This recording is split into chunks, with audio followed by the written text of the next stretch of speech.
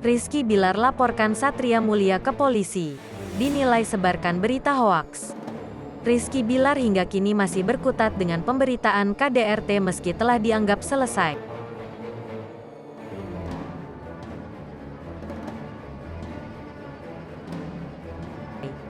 Baru-baru ini Rizky Bilar yang telah bebas disebut siap melaporkan 3 orang terkait hoaks di sosial media.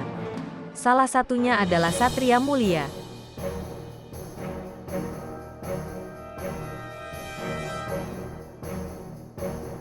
Rizky Bilar melaporkan Satria Mulia karena dinilai sudah menyebarkan berita hoaks tentang dirinya.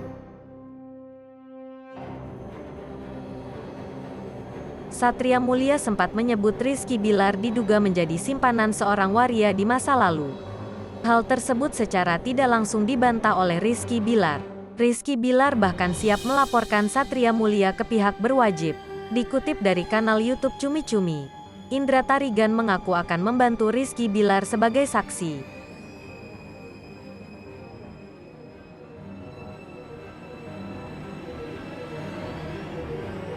Lantaran Indra Tarigan telah mengantongi bukti untuk menjebloskan Satria Mulia ke penjara. Diketahui Indra Tarigan sudah membuat laporan terkait penyebaran berita hoaks pada Satria Mulia ke Polres Jakarta Selatan.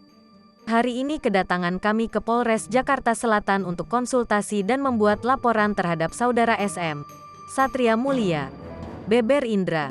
Senin, tanggal 25 Oktober tahun 2022.